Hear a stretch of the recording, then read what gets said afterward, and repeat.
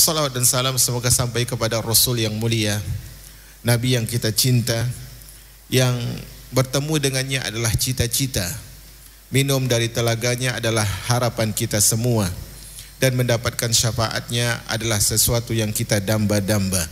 Semoga Allah Subhanahu wa taala memudahkan semua itu kepada kita. Alhamdulillah, hari ini Allah berikan kesempatan kembali bersua dengan turunnya hujan sebagai rahmat dari Allah Subhanahu wa taala, yang sekaligus rahmat hujan ini menjadi ujian bagi seorang mukmin untuk melangkah atau tidak menuju ketaatan kepada Allah Azza wa Jalla. Ada orang-orang yang memang terhalangi untuk tidak bisa hadir di majelis ilmu. Mungkin di antara salah satu sebab alasannya adalah hujan, karena memang dia tidak mungkin memasuki sebuah tempat dalam keadaan basah kuyup. Tetapi ada orang yang terfitnah dengan hujan sehingga menjadikan hujan sebagai alasan, dan semoga kita adalah orang-orang yang dibimbing oleh Allah Subhanahu wa taala. Hadirat dan hadirin yang dirahmati oleh Allah Subhanahu wa taala,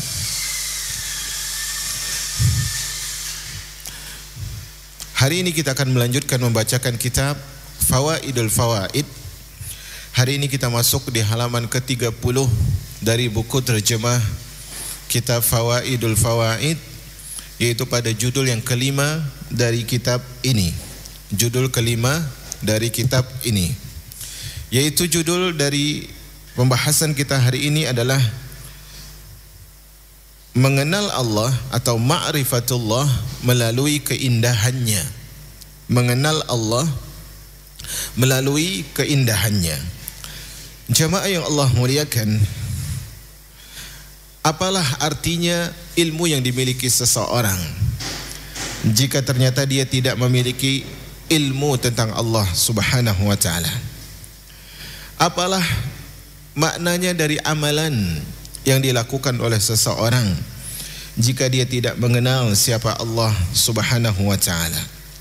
Dan apalah artinya dari segala gelar yang dia miliki, kekayaan yang dia dapati, tetapi dia tidak mengenal Allah Subhanahu wa taala?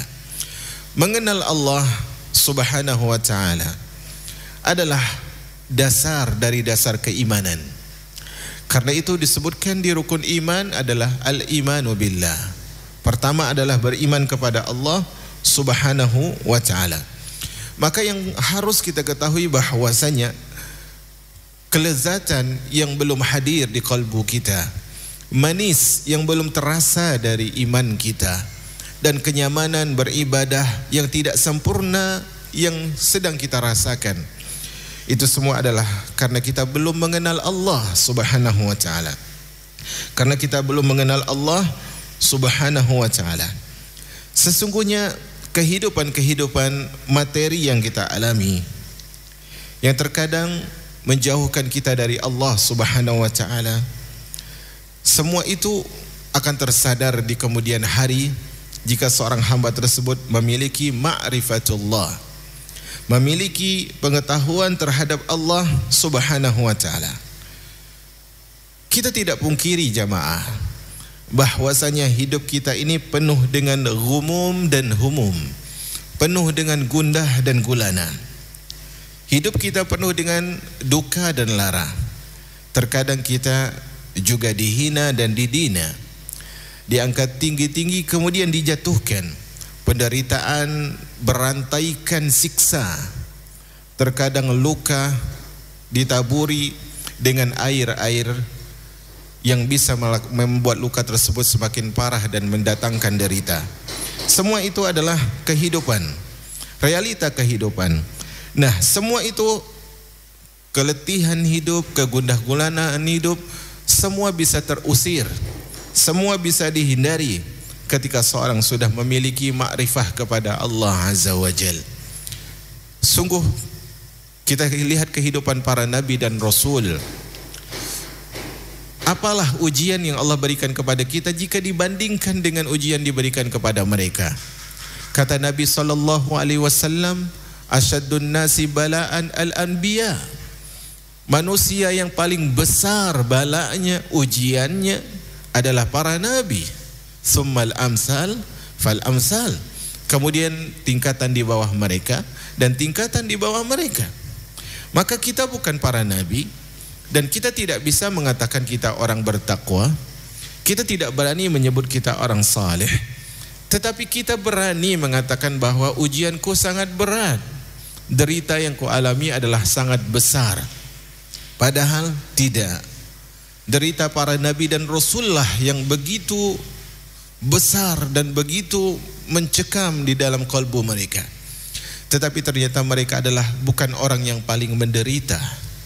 Justru hal itu mendatangkan bahagia. Karena di balik musibah ada cinta, di balik ujian ada kasih. Karena itu apa resepnya? Karena mereka mengenal Allah Azza wa Jal. Maka hari ini jamaah yang Allah muliakan, kita ikhlaskan hati, kita nyamankan diri untuk hadir di majelis ini, berharap Allah Subhanahu wa taala menganugerahkan kepada kita ma'rifah kepadanya Subhanahu wa taala. Berkata Al-Imam Ibnul Qayyim rahimahullahu taala. Saya akan langsung menuju terjemahnya. Beliau mengatakan di antara bentuk ma'rifatullah yang paling tinggi adalah ma'rifatullah dengan mengetahui keindahan-keindahannya. Ma'rifah seperti ini hanya bisa dicapai oleh orang-orang tertentu. Karena umumnya manusia mengenal Allah melalui salah satu sifatnya. Perhatikan di sini Al-Imam Ibnul Qayyim menyebutkan di antara bentuk mengenal Allah, ma'rifatullah, dan ini adalah bentuk ma'rifatullah, mengenal Allah yang level tinggi adalah ketika seorang tersebut mengenal Allah dengan keindahannya. Jadi ini bukan level sembarang orang-orang yang beriman. Ini level yang paling tinggi dari level pengenalan terhadap Allah Subhanahu wa taala. Siapa yang kenal Allah dengan keindahannya yang nanti disebutkan oleh Al-Imam Ibnul Qayyim, siapa yang mengenal Allah dengan keindahannya berarti dia telah mencapai metode pengenalan yang sangat tinggi. Dan ini adalah hanya bisa dilakukan oleh orang-orang yang dalam bahasa Arabnya disebut khawas, orang-orang khusus, hamba-hamba Allah yang khusus, yang mana lawan kata dari khusus adalah awam. Khawas kebalikannya adalah awam. Nah, kenapa mengenal Allah dengan keindahan ini tingkatan tertinggi? Karena biasanya orang tersebut mengenal Allah dengan mengenal sifat-sifatnya. Kenapa dia kenal Allah memberi rezeki? Karena dia telah mendapatkan bahwasanya di antara sifat Allah, Allah beri rezeki. Kenapa dia memuji Allah? Karena Allah beri dia rezeki. Hal ini adalah jalan dasar untuk mengenal Allah Subhanahu wa taala. Tetapi judul yang dihadirkan hari ini adalah mengenal Allah dengan keindahannya. Subhanallah. Karena itu ya, kalau ada orang yang kenal kepada Allah dengan sifatnya, dengan namanya dan sifatnya, maka ini orang spesial. Tetapi dia bukan pada tingkatan tertinggi sampai dia mengenal Allah dengan keindahannya. Kemudian beliau katakan, dan orang yang paling sempurna ma'rifatnya kepada Allah Azza wa Jal adalah orang yang mengenal Allah, mengetahui kesempurnaannya, keagungannya dan keindahannya. Begini, kalau kita melihat seseorang tersebut, ya, dia memberikan kebaikan kepada kita, maka kita hanya kenal dia orang baik. Kita hanya kenal dia orang baik. Misalnya dia membantu kita sampai kepada kita bantuan dari dia, maka kita puji kebaikan dia padahal kita belum tahu bagaimana orangnya, belum bertemu langsung dengan orangnya. Tetapi ketika kita sudah kenal orangnya langsung dengan keindahannya, maka inilah ma'rifah yang paling tinggi. Sama ketika selama ini ada seorang yang kenal kepada Allah dengan sifatnya, dengan perbuatan-perbuatan Allah Azza wa Jal, maka itu adalah anugerah. Tetapi yang lebih tinggi lagi adalah ketika dia mengenal Allah melalui anugerah yang Allah berikan kepada dia, dengan dia bisa mengetahui bahwa Allah itu maha sempurna, bahwa Allah itu maha agung, bahwa Allah Subhanahu wa taala itu maha indah. Umat al-Islam yang dirahmati oleh Allah Azza wa Jal, Syekhul Islam Ibn Taymiyah guru dari penulis kitab ini, Syekhul Islam Ibn Taimiyah rahimahullahu ta'ala, beliau pernah mengatakan, wal ilmu billahi yuradu bihi fil asli naw'an. Ilmu tentang Allah, kata Syekhul Islam Ibn Taimiyah, ilmu tentang Allah itu maksudnya adalah mengetahui dua hal. Ilmu tentang Allah pada asalnya adalah tujuannya untuk mengetahui dua hal. Yang pertama adalah al-ilmu bihi nafsihi. Yang pertama adalah ilmu tentang Allah. Ilmu tentang Allahnya, tentang diri Allahnya, tentang zatnya Allah. Bagaimana Allah dengan keindahannya, bagaimana Allah dengan nama-namanya, bagaimana Allah dengan sifat-sifatnya, bagaimana Allah dengan perbuatan-perbuatannya. Ini adalah ilmu yang pertama. Ilmu yang kedua, saya ringkas, yaitu yuradu bil ilmi billah, yaitu ilmu yang dengan ilmu ini tujuannya adalah Allah. Maksudnya apa? Ilmu tentang hukum-hukum syariat Allah. Jadi asal dari ilmu tersebut tujuannya agar kita kenal dua hal. Pertama adalah mengenal Allah, kedua adalah mengenal hukum-hukum Allah Azza wa Jal. Maka di sini jamaah yang dirahmati oleh Allah Tabaraka wa Ta'ala, tadi Al-Imam Ibnul Qayyim rahimahullahu ta'ala menyebutkan bahwasanya ketika seorang mengenal Allah dengan kesempurnaan, keagungan dan keindahannya, itu adalah puncak dari ma'rifah. Kemudian untuk mengenal Allah Subhanahu wa ta'ala dengan keindahannya, kita perlu tahu dan perlu paham bagaimana sih keindahan Allah Subhanahu wa ta'ala. Bagaimana sih keindahan yang dimiliki oleh Allah Subhanahu wa ta'ala. Karena itu di sini Al-Imam Ibnul Qayyim mendatangkan subtemanya, yaitu memahami keindahan Allah Azza wa Jal. Memahami keindahan Allah Azza wa Jal. Karena kalau kita mengenal sesuatu yang kita tidak pahami, itu akan timpang. Kita katakan kita kenal dia, padahal kita tidak paham. Maka di sini sebelum kita menaiki tingkat orang-orang yang khusus, orang-orang yang sangat spesial, yaitu orang yang kenal Allah dengan keindahannya, kita harus tahu dulu, harus pahami dulu tentang keindahan Allah Subhanahu wa ta'ala. Beliau sebutkan, tidak ada sesuatu pun yang dapat menyamai sifat-sifat Allah. Dan ini pasti, tidak ada satupun yang bisa menyamai sifat-sifat Allah. Bahkan manusia sekembar apapun mereka, sifat mereka pasti berbeda. Para nabi dan rasul, mereka adalah hamba-hamba Allah yang sempurna. Tetapi dengan kesempurnaan yang mereka miliki, masing-masing sama-sama menjadi rasul, masing-masing sama menjadi nabi, tetapi kesempurnaan mereka berbeda. Tidak ada satupun yang persis sama antara satu sama lain. Ini adalah nabi dengan nabi, makhluk dengan makhluk. Apalah lagi ketika makhluk disandingkan dengan Allah Al-Khaliq, Sang Pencipta. Tentunya tidak ada satupun yang menyamai Allah dan tidak satupun yang menyamai sifat Allah Azza wa Jal. Allah Subhanahu wa ta'ala, Allah Subhanahu wa ta'ala mengatakan di antara sifat Allah, ini dalil ini adalah dalil raja dan khauf. Kata Allah Azza wa Jal, Nabbi ibadi anni anal ghafurur rahim wa anna azabi huwal azabul alim. Nabi ibadi, wahai Rasul, kasih tahu kepada hamba-hambaku, anni anal ghafurur rahim. Kasih tahu kepada hamba-hambaku yang mereka melakukan dosa, jatuh dalam maksiat, mereka terjaring dengan dosa demi dosa. Kasih tahu kepada mereka bahwasanya anni ghafurur rahim. Aku mengampuni, aku maha pengampun, aku maha menyayangi. Kemudian apa kata Allah? Wa anna azabi huwal azabul alim. Kasih tahu juga kepada mereka bahwasanya ya, bahwasanya azabku azab pedih. Aku pengampun iya, aku penyayang iya, tetapi azabku juga pedih. Jangan karena aku pengampun engkau terus melakukan dosa sehingga engkau lupa bahwa aku punya azab yang pedih.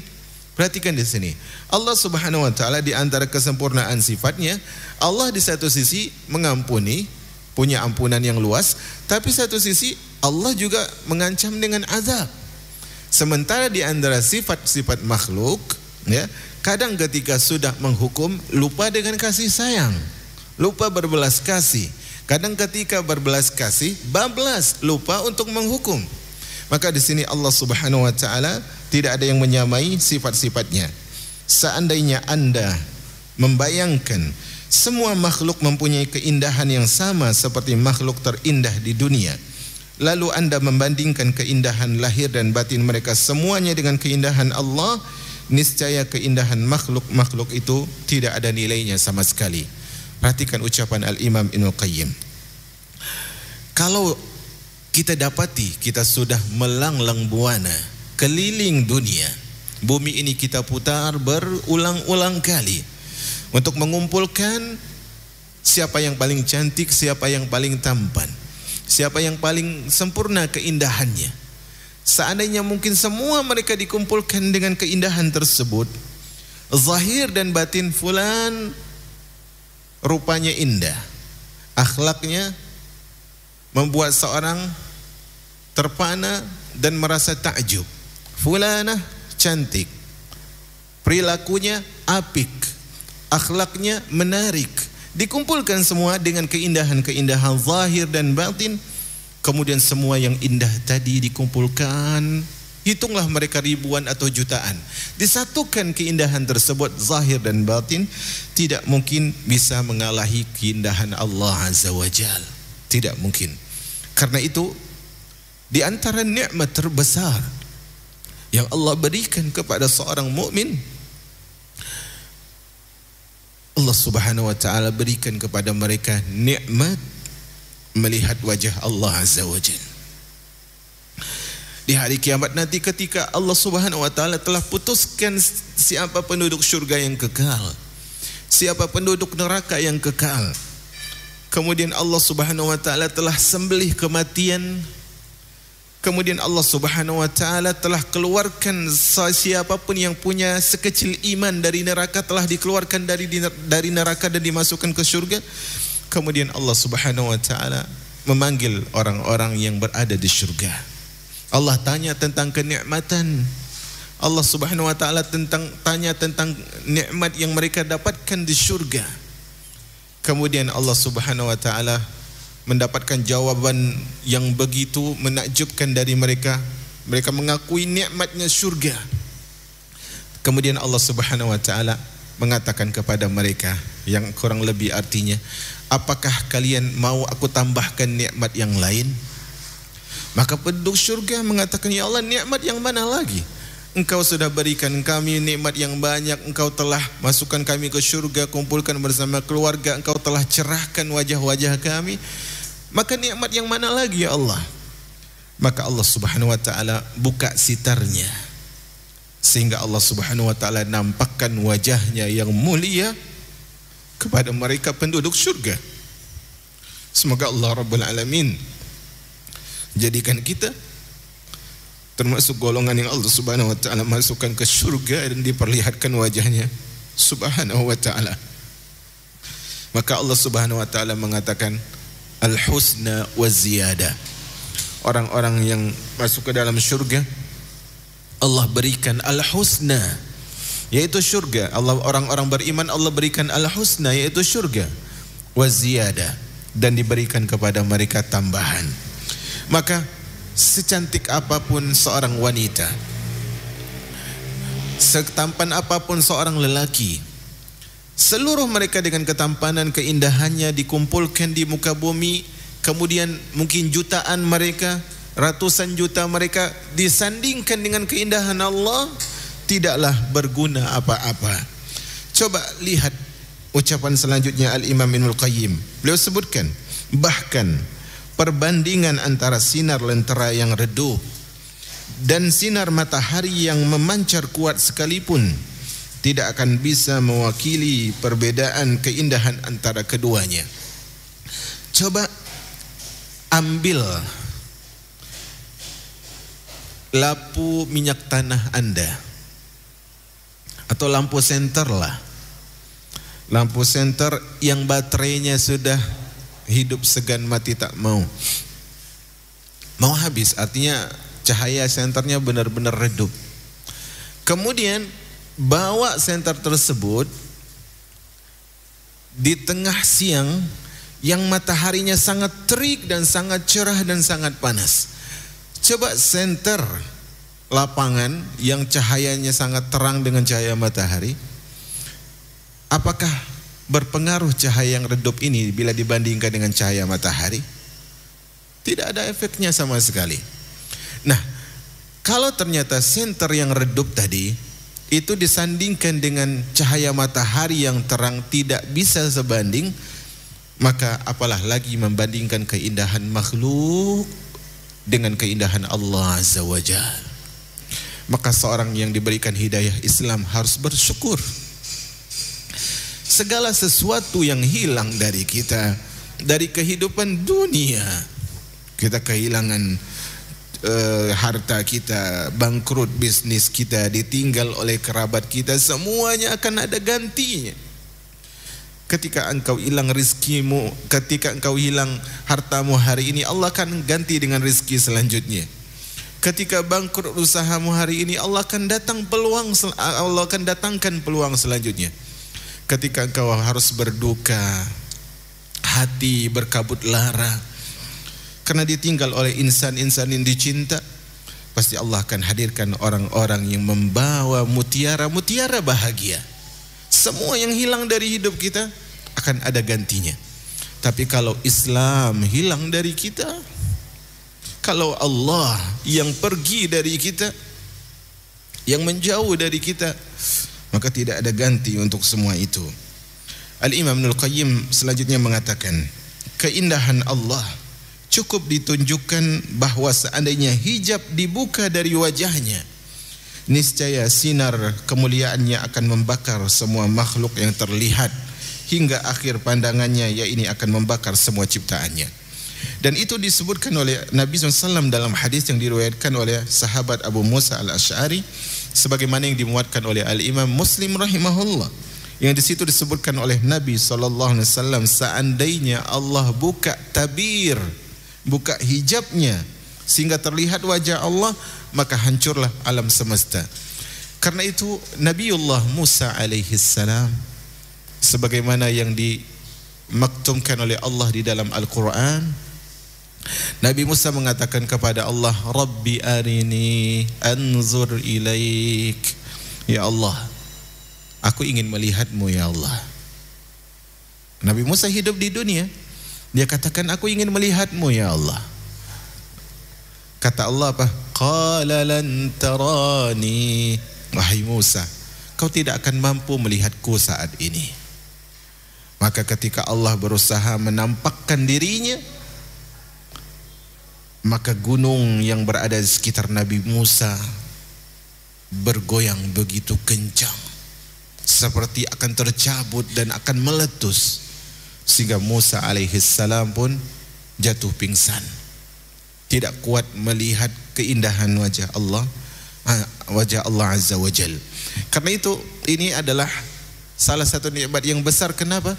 Karena nikmat ini tidak bisa dinikmati di dunia. Dia hanya dinikmati oleh orang yang mengedepankan kerja keras. Kerja keras. Terkadang kita di dunia, setelah kita kerja keras, kemudian kita bisa berlibur, mungkin di antara kita pernah menginjak di sebuah villa, kemudian dia sangat bahagia. Di sebuah resort dia sangat happy.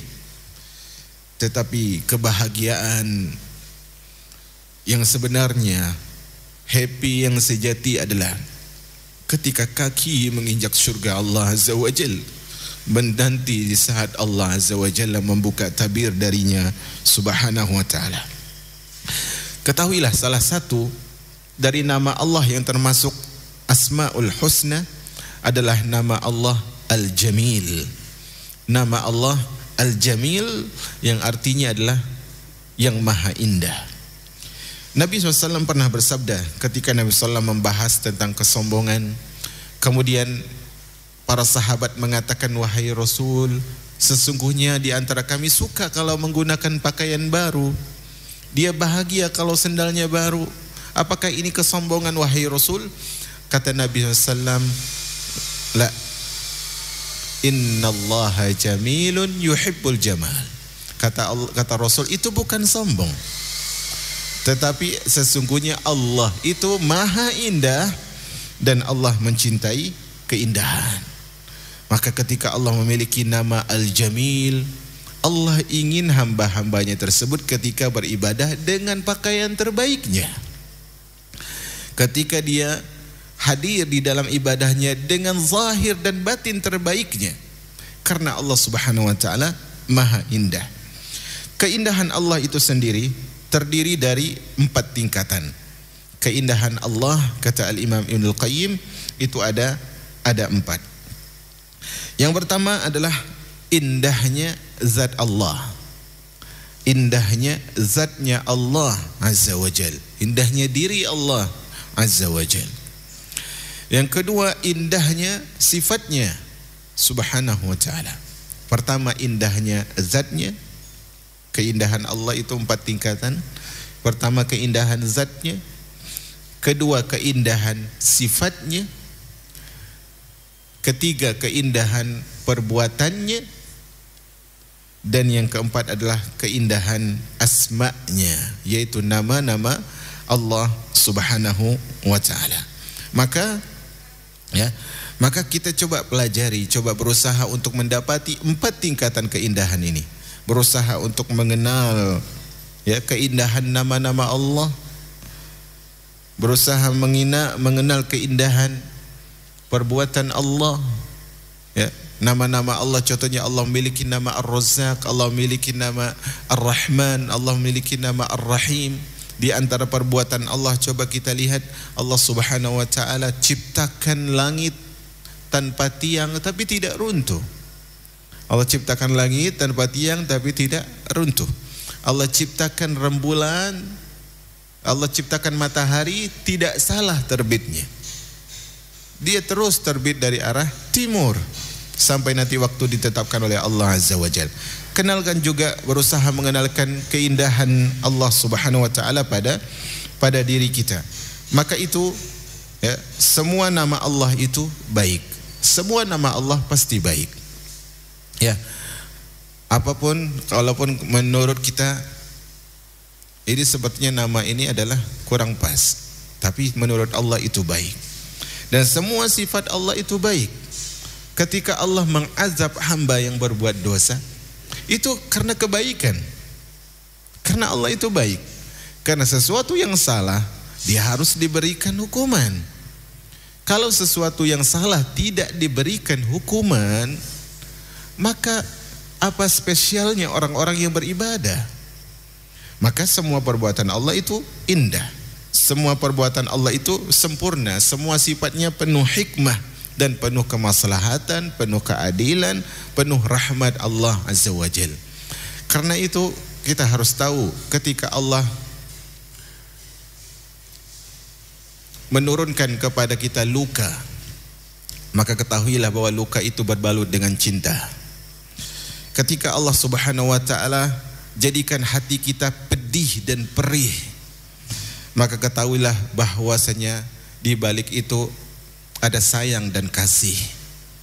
Ketika kita merasa diri kita penuh dengan sembilu, yakinlah bahwasanya Allah Subhanahu wa ta'ala ingin menyadarkan kita bahwasanya sumber kebahagiaan itu hanya dari Allah yang satu. Maka semua itu harus kita tahu. Dan kalau kita sudah sampai ke ma'rifat kepada Allah, maka kita akan menjadi insan yang hidupnya bahagia di dalam bahagia dan bahagia di dalam derita. Tetapi ingat, ma'rifat di sini bukan ma'rifat yang dipahami oleh sebagian orang yang mereka mengatakan agama itu ada tingkatan. Pertama adalah syariat, kedua hakikat, ketiga ma'rifat. Sehingga di antara mereka mengatakan siapa yang sudah sampai ma'rifat dia tak perlu sholat, dia tak perlu ibadah. Sampai dulu pernah masyhur ya, salah satu di kiai atau ulama ya, yang diulamakan di salah satu di Pulau Jawa, ketika ditanya tentang muridnya, kepada muridnya bertanya kepada dia, kok tadi tidak hadir sholat Jumat? Apa kata gurunya ini? Saya sudah sholat Jumat di Mekah.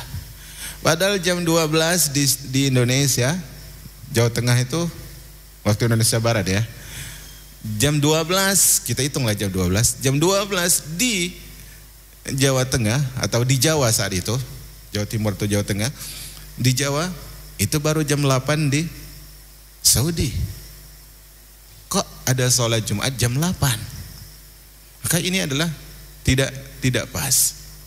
Karena itu dulu orang ketika bergelut dengan makrifat yang salah seperti ini dia akan keliru. Guru saya dulu pernah bercerita, dia ketemu dengan seorang tukang jual nasi goreng kalau tidak salah saya. Guru fikih saya bercerita waktu itu dia beli nasi goreng, tiba-tiba datang waktu sholat dan guru saya sholat, dan ternyata tukang nasi goreng ini tidak sholat. Ketika itu ditanya, bang kok nggak sholat, atau mas kok nggak sholat, atau pak kok nggak sholat? Dia jawab, saya sudah sholat, padahal belum sholat. Loh, dari tadi bapak di sini kok bilangnya udah sholat? Saya sudah sholat. Bukankah Allah mengatakan wa aqimis salata li dzikri, dan dirikanlah sholat untuk mengingatku? Saya selalu ingat Allah kok, berarti saya sholat. Subhanallah. Nih, salah satu hal yang keliru dari orang yang belajar dari orang yang punya makrifat yang salah. Maka kata guru saya, oh gitu ya, bapak punya istri? Punya anak? Punya. Di mana anaknya? Anaknya di kampung, nggak di sini. Oh, berarti kalau bapak rindu, kalau bapak pengen dipanggil oleh keluarga, oleh anak, oleh istri, apakah pulang kampung? Iya, saya akan pulang. Kenapa nggak cukup mengingat saja? Maka kata perkataan Ustaz saya ini menghujam mungkin di hatinya, dia diam. Ya kalau memang cuma mengingat saja, perlu ngapain ketemu anak, ketemu istri dan sebagainya. Jadi jangan salah paham sebagian masyarakat ketika membahas makrifat, maksudnya nanti kalau sudah sampai makrifat tidak perlu sholat, tidak perlu ibadah. Enggak. Nabi SAW kurang apa sih makrifatnya? Nabi SAW sholat sampai meninggal.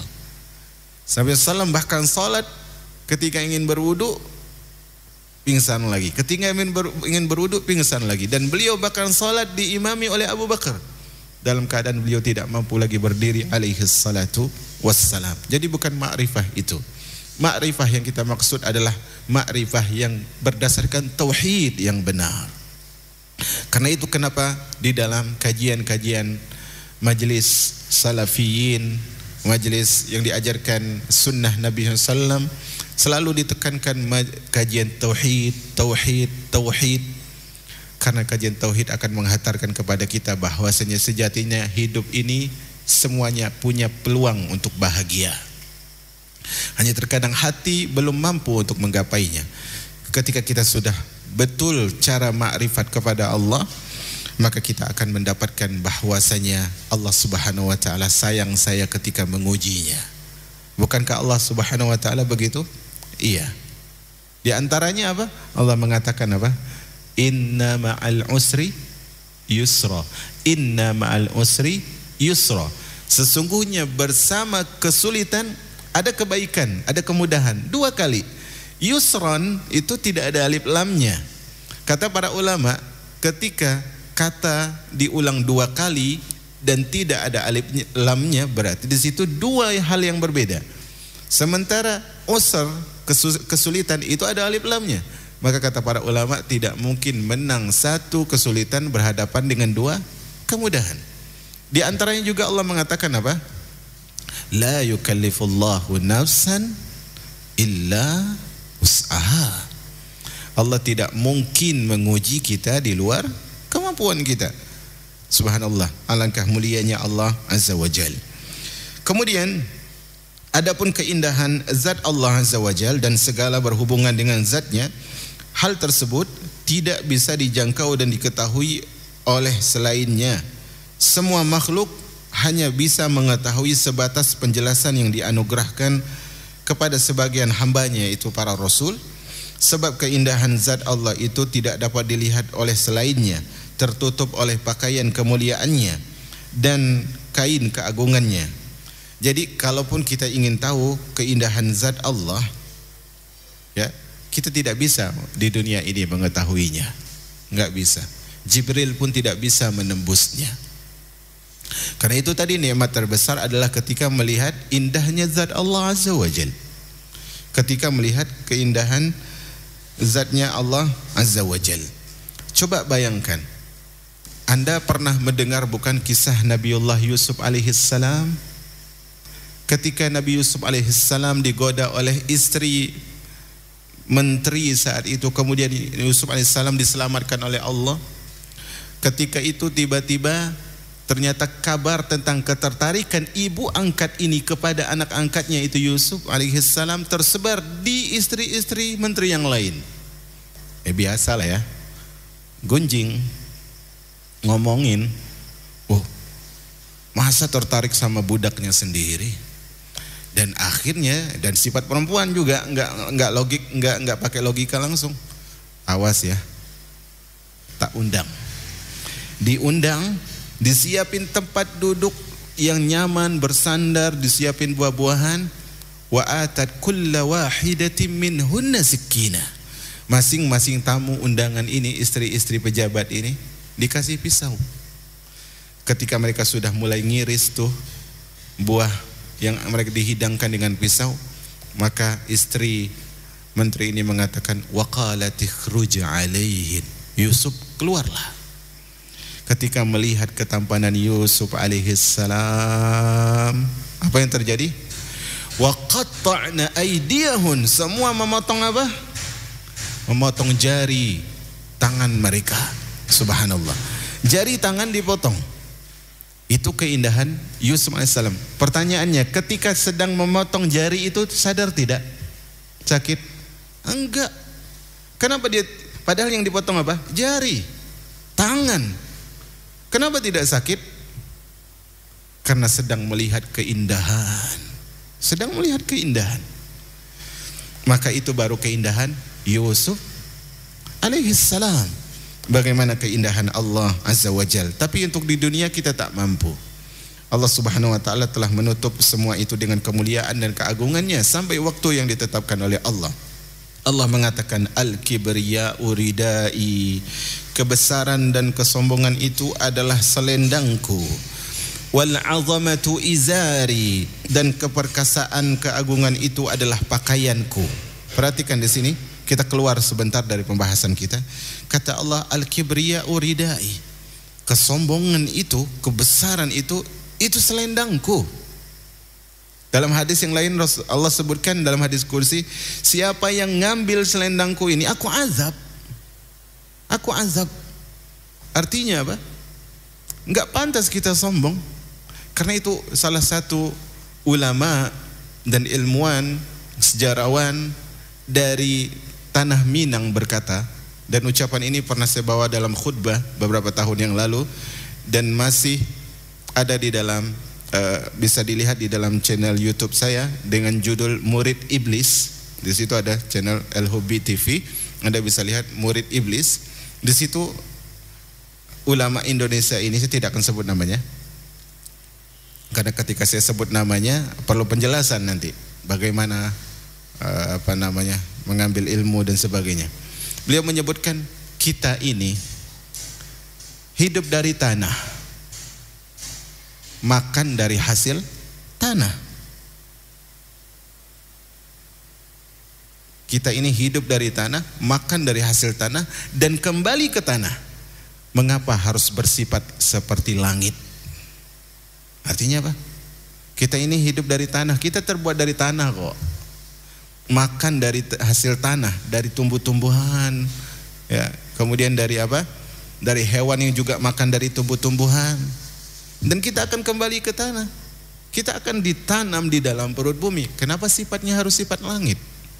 Kenapa harus sifat langit? Subhanallah. Karena itu, siapa yang sombong, dia murid iblis. Nah, kita kembali ke pembahasan.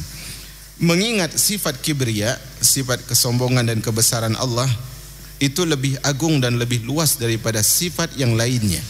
Maka sifat itu pantas diibaratkan dengan pakaian. Lalu Allah itu maha besar lagi maha luhur, dan Dia yang maha tinggi lagi maha agung. Jadi ketika disebut Allah Subhanahu wa taala itu kibria, maha besar, udah, kalau udah dibilang Allah maha besar, udah enggak ada yang bisa kita bayangkan lagi. Karena itu di antara zikir yang disebutkan ketika kita beribadah dengan ibadah yang paling utama, ibadah paling utama apa? Ibadah paling utama apa? Salat. Ya. Zikirnya apa ketika ingin salat? Allahu Akbar. Mengajarkan bahwasanya kebesaran Allah kalau sudah disebutkan, sudah jangan bayangkan lagi betapa mulianya Allah Azza wa Jal. Kemudian sahabat yang mulia Ibnu Abbas mengatakan, zat Allah itu ditutupi oleh sifat-sifatnya, dan sifat-sifatnya ditutupi oleh perbuatannya. Lantas bagaimana menurut Anda keindahan yang ada di balik tabir sifat kesempurnaan? Tadi ucapan Ibnu Abbas apa? Zatnya Allah itu ditutupi oleh sifat-sifatnya. Artinya kita tidak bisa langsung tembus ke zatnya Allah. Sebelum kita melihat zat Allah, kita pasti akan menempuh jalur sebelumnya dulu. Kenali Allah dengan apa? Sifat-sifatnya. Ya, kemudian sifat-sifat Allah itu ditutupi oleh perbuatannya. Artinya Allah melakukan ini dan melakukan ini. Bagaimana kita tahu sifat Allah itu baik, sifat Allah Maha Rahman, sifat Allah itu penuh rahmat, sifat Allah tersebut penuh kasih sayang? Bagaimana kita tahu bahwa Allah itu diantara sifatnya beri rezeki? Kita lihat hasil dari perbuatan Allah Azza wa Jal. Lantas bagaimana menurut Anda keindahan yang ada di balik tabir sifat kesempurnaan, serta yang ada di balik tabir sifat keagungan dan kemuliaan itu? Disinilah kita dapat memahami sebagian dari makna keindahan zat Allah. Pertanyaannya, kita bisa lihat Allah? Tidak bisa. Tetapi kita apakah bisa merasakan keindahan sifatnya Allah? Bisa, sampai saat ini bisa. Nah, itu baru sifat. Bagaimana dengan wajah Allah Azza wa Jalla? Subhanallah. Subhanallah. Ini kalau ada seorang wanita yang paling cantik menikah dengan lelaki yang paling tampan, kemudian melahirkan keturunan yang mungkin kita tidak bisa bayangkan, keturunan yang sangat luar biasa, kemolekannya, kecantikannya atau kegantengannya. Nah, kalau itu ya, kegantengan orang ini tadi itu sebelumnya berasal dari apa? Dari kecantikan ibunya dan ketampanan ayahnya. Kan begitu? Bagaimana lagi kalau kita melihat Allah Subhanahu wa taala, kita lihat perbuatannya, sifatnya Allah itu maha indah, namun ternyata wajah Allah Subhanahu wa taala maha indah. Atau begini, yang lebih tepatnya, ada orang ngasih kepada kita, baik sekali, kita belum ketemu nih, tapi ternyata setelah ketemu, dia itu orang yang memiliki paras yang sangat indah. Maka pujian kita akan semakin apa? Semakin indah, semakin luar biasa. Bagaimana kalau Allah Azza wa Jalla? Selanjutnya kita masuk pembahasan kedua, yaitu jenjang ma'rifatullah. Seorang hamba dapat meningkatkan, jadi ada jenjang-jenjangnya. Seorang hamba dapat meningkatkan ma'rifatullah, seorang hamba dapat meningkat dari ma'rifat af'al ke ma'rifat sifat.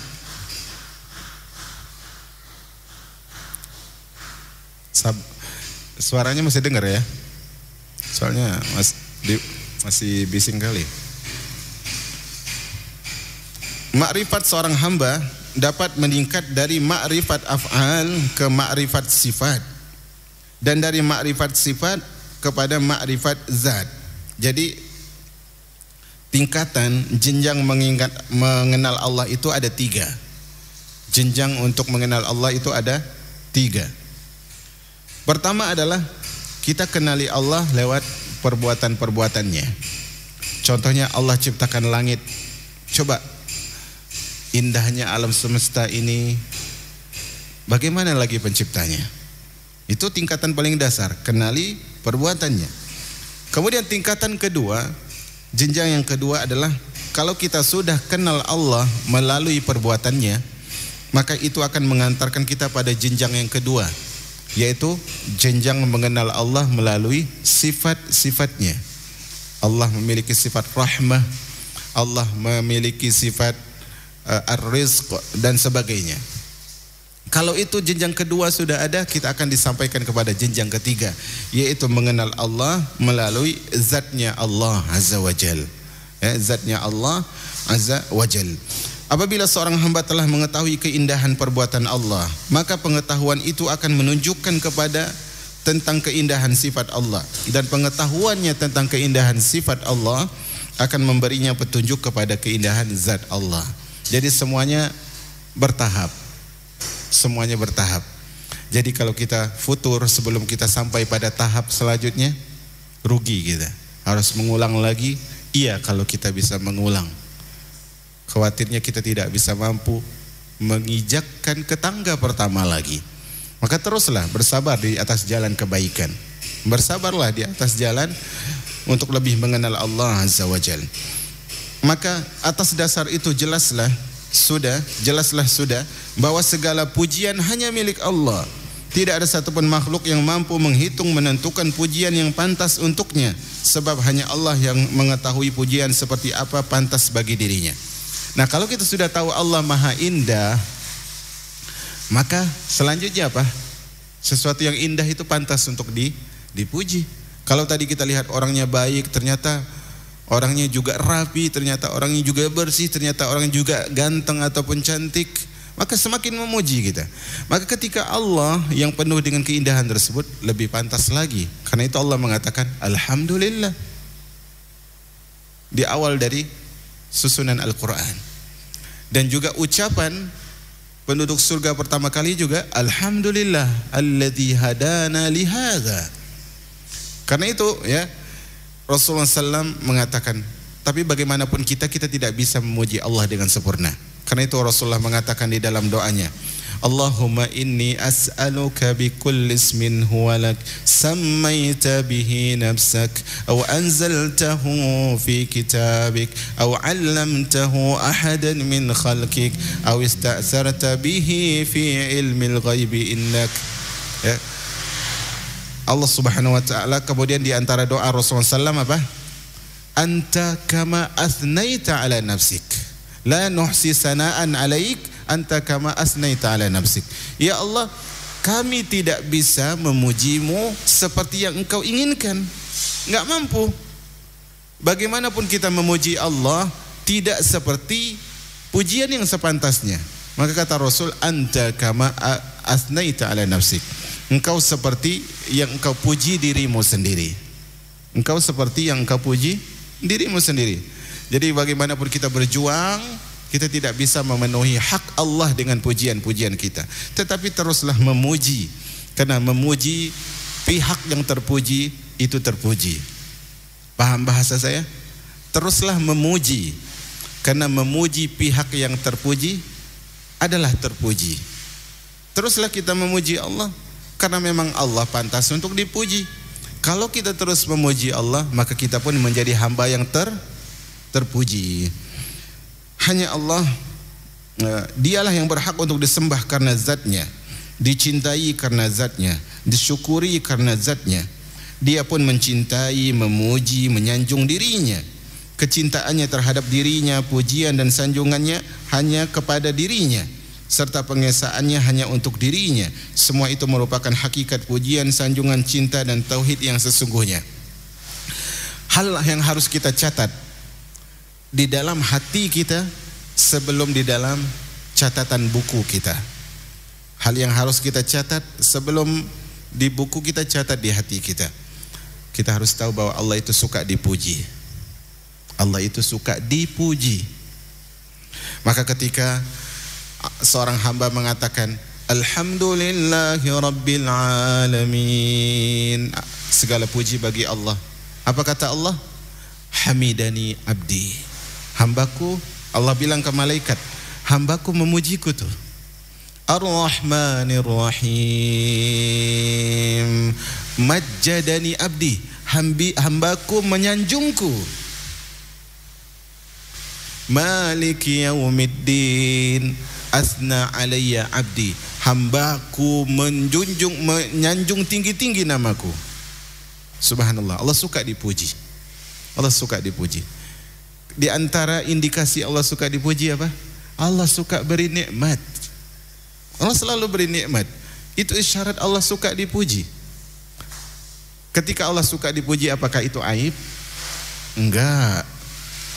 Gini ya, kaedahnya gini. Ketika Allah suka dipuji, itu bukan aib. Tetapi ketika manusia suka dipuji, itu aib. Suka memuji Allah bukan aib. Suka memuji manusia aib. Saya ulangi. Ketika Allah suka dipuji, itu bukan aib bagi Allah. Ketika manusia suka dipuji, aib besar.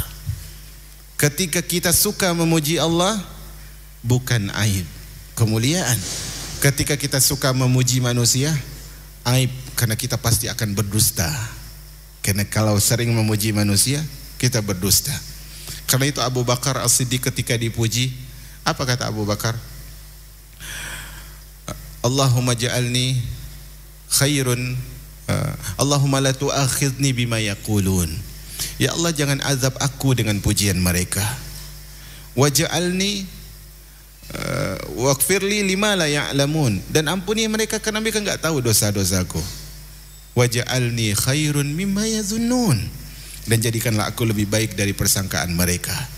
Karena itu dalam hidup ini perjuangan kita sebenarnya adalah, karena terkadang ada tipe manusia ketika disebutkan kebaikan-kebaikan, oh itu ana yang menggiring sehingga akhirnya ini kenal dengan ini kenal dengan ini, ana yang bawa dia ke tempat ini. Subhanallah. Untuk apa nama kita dipromosikan? Atau ketika kasus ini terjadi, oh ana dulu yang tahu. Apa pentingnya itu? Penting kita beramal ya ibadallah. Penting kita beramal. Penting kita bukan nama kita tercantum sebagai pemberi infak pertama dan terbesar, bukan. Perjuangan kita bukan zahir yang mulus, bukan penampilan yang halus, bukan juga fisik yang bagus, tetapi penampilan kita bagaimana kalbu dan hati kita itu tulus. Coba deh, semua tersebut diarahkan kepada Allah, sehingga kita tidak lupa keindahan Allah. Kadang kita suka dipuji karena kita lupa ada hal yang harus lebih kita prioritaskan dengan pujian, yaitu Allah Rabbuna Dzul Jalali wal Ikram. Hanya Allah yang mengetahui pujian yang pantas bagi dirinya, tentunya melebihi pujian makhluk kepadanya. Allah mencintai sifat-sifat dan perbuatannya sebagaimana dia mencintai zatnya sendiri. Semua perbuatannya adalah baik dan dicintai. Bahkan sekalipun di antara hasil ciptaannya ada yang dibenci, tetapi tidak ada satupun hakikat dari perbuatan yang dia benci. Perhatikan kata terakhir, semua perbuatan Allah dicintai oleh Allah. Semua perbuatan Allah dicintai oleh Allah. Tidak ada satupun perbuatan Allah yang Allah benci. Terkadang kita kalau melakukan sesuatu, loh kok jadi kayak gini ya? Coba saya nggak campurin bumbu ini tadi ke masakan ini, nggak kayak gini.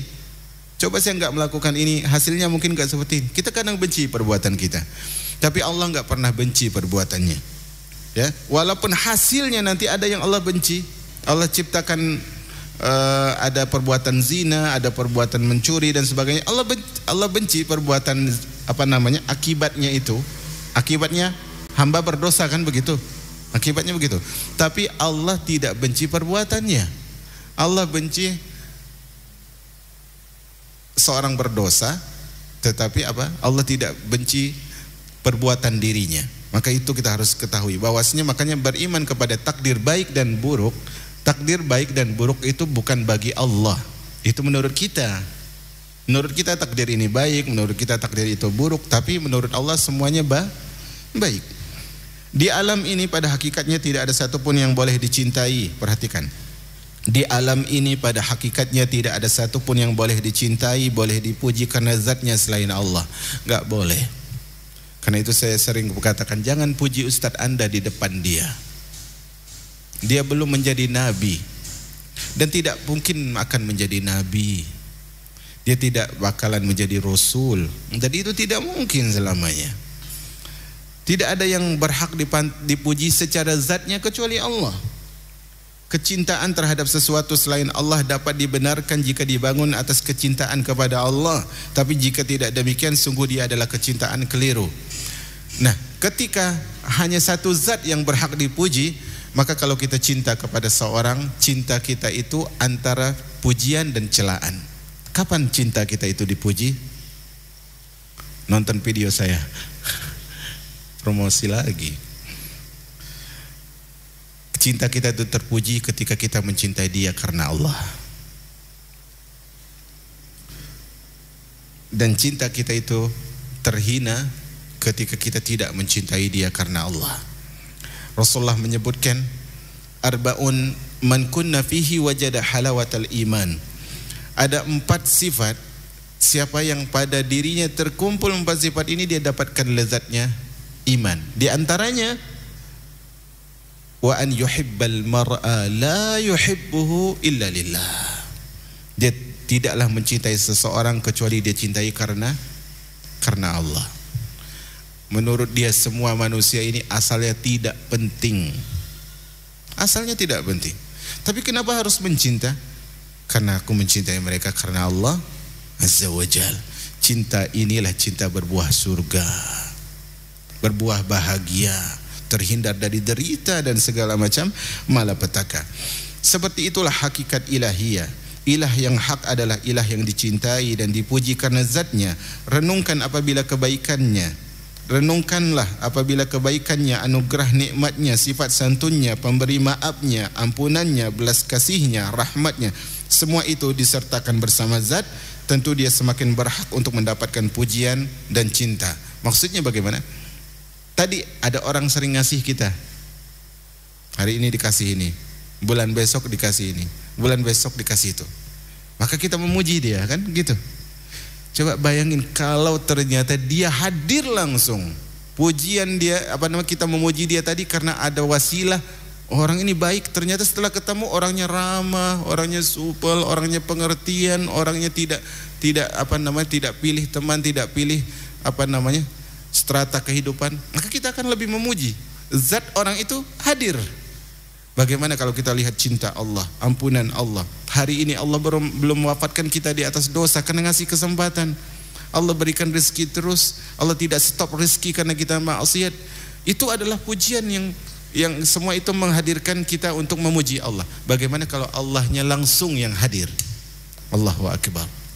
Perjuangan yang tidak mudah harus diperjuangkan. Hamba harus meyakini bahwa sesungguhnya tiada ilah yang hak selain Allah. Dengan itu dia mampu mencintai, memujinya karena zat dan kesempurnaannya.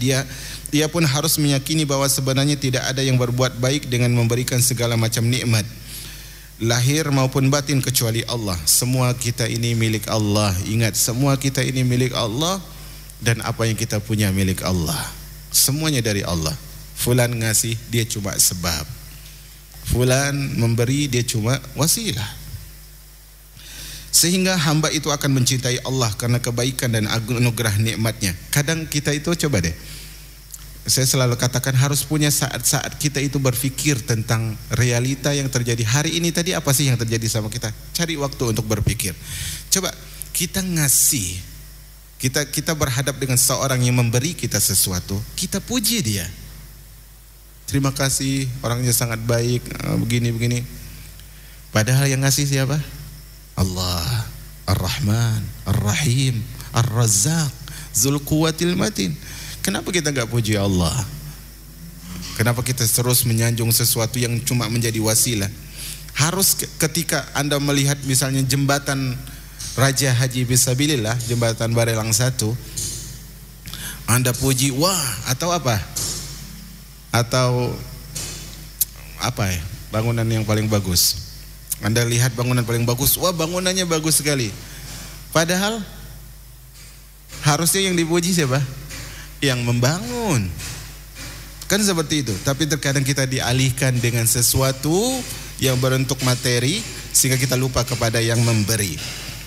Kemudian tidak ada sesuatu yang serupa dengan Allah, karena tidak ada kecintaan seperti rasa cinta kepada Allah. Cinta yang disertai ketundukan, kepatuhan merupakan hakikat ubudiyah, yang merupakan tujuan diciptanya makhluk. Ubudiyah adalah puncak kecintaan disertai puncak perendahan diri. Karena itu kata beliau, ia tidak boleh ditunjukkan kepada selain Allah. Menyekutukan Allah dalam hal ini adalah kesyirikan, tidak diampuni, bahkan dia tidak akan menerima amal pelakunya. Maksudnya begini, ya. Pertama adalah ketika kita benar-benar mencintai Allah, maka bukti dari cinta itu haruslah beribadah, harus ibadah, harus beribadah, harus nurut, ya, harus nurut. Kata para ulama dalam syairnya mereka menyebutkan, ta'sil ilaha wa anta taz'umu hubbahu hadza la umri fil qiyas shani'u law kana hubbuka sadiqan la ata'tahu innal muhibba liman yuhibbu muti'u. Apa kata mereka? Engkau bermaksiat kepada Allah, kemudian kau katakan, ya Allah, I love you, ya Allah, hamba cinta kepadamu. Ini adalah klaim yang hina. Kalau cinta kita benar, pasti cinta kita akan taat kepada Allah Azza wa Jalla. Dan ingat, meletakkan cinta yang penuh kepatuhan tetapi diarahkan kepada selain Allah itu syirik. Itu adalah syirik. Naam, jamaah yang dirahmati oleh Allah Azza wa Jalla. Kalau saya lanjutkan ini sampai maghrib. Kalau saya lanjutkan ini sampai maghrib, maka subjudul ketiga dari judul yang kelima ini kita tunda di pekan berikutnya, sembari kita masuk di bab selanjutnya nanti insyaallah azza wajal. Semoga Allah berikan taufik kepada kita. Saya kira hari ini tidak perlu ada pertanyaan karena suasana masih bising juga, kita tidak bisa menjawab. Dan saya kira ini juga sudah larut petang dan ada yang harus pulang.